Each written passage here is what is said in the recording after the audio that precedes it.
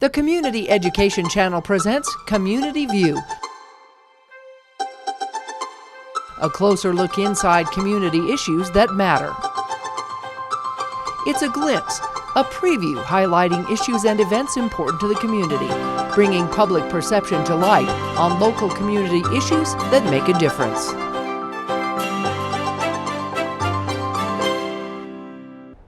Hello and welcome to Community View. I'm Melissa Anderson. You know, it's nearly tax time again, but there's one tax that we've collected year-round in Washington County that many people may not realize helps a whole lot of people. It was passed by voters a few years ago, and it's based around recreation, arts, and parks. And with me today to talk about the RAP tax is Martin Tidwell, the chair of the RAP Tax Board. Welcome, Martin. Thank you. Thanks for joining us. Now, for those out there who don't know what RAP tax is, I gave them a clue, but tell us what it is. So yes, it's recreation, arts, and parks. It's a very small tax. It's 0.1%, which translates into 1 penny for every $10 that is spent. And that penny is specifically designed for arts, parks, and recreation.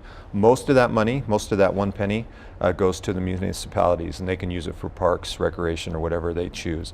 A very small portion of it stays with the county and is distributed to county arts and parks, or county arts and cultural activities. So how does that benefit Washington County? Who are some of the recipients that have put in for this in the past?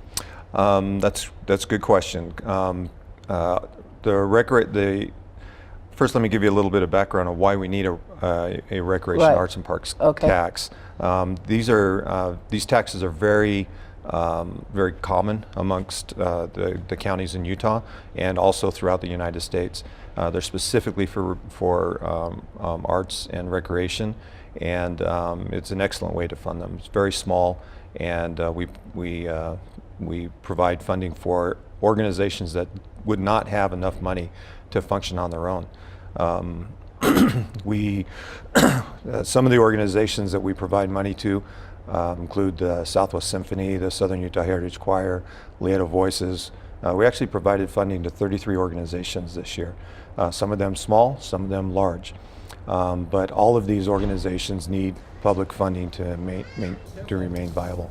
So you're on the RAP Tax Committee, the board. Mm-hmm. Tell us, what's your role then? What do you do? So I'm the chair, and it's a volunteer committee. It's appointed by the county commission, but it's unpaid and it's volunteer.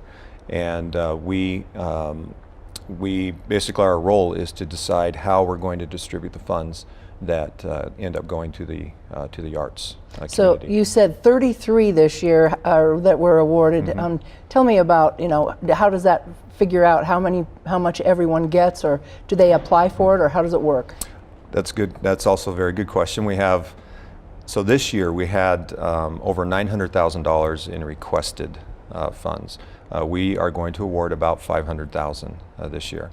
And those checks are going to go out in the next few days.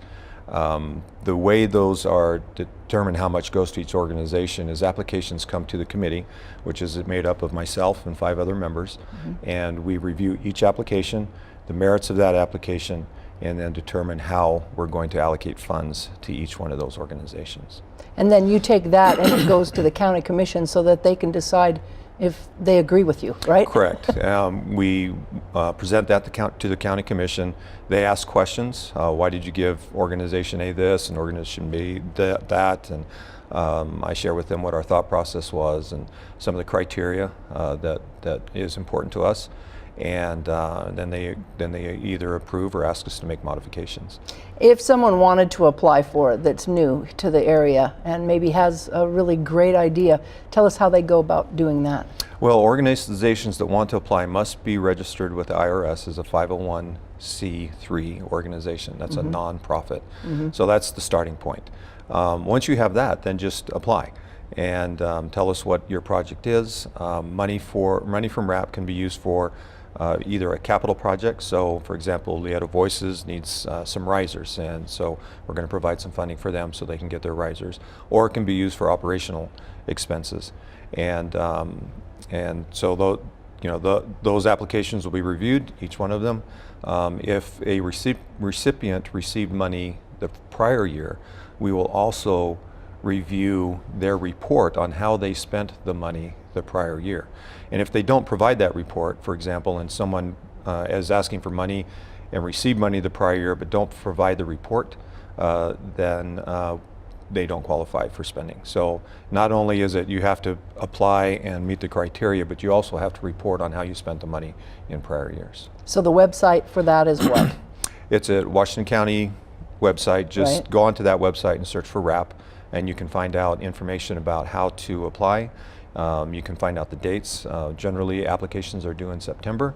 We review them through the fall, and awards are made at about this time of year. So very worthwhile, and we're looking forward to see who gets it this year. And absolutely, if you want more information about that list, I'm sure it's online. So it's the awards. The awards are also public, and so if you go onto the site, you can see who we awarded money to last year, and once we make the award this year, you can see who the money was awarded to this year. Well, thank you so much for volunteering your time to do all that. It sounds like a lot of work, but I'm sure that it's enjoyable. It's extraordinarily rewarding to see the effect the arts has on our community. All right. Thanks, Martin. Thanks for all of you for watching. And that's a wrap.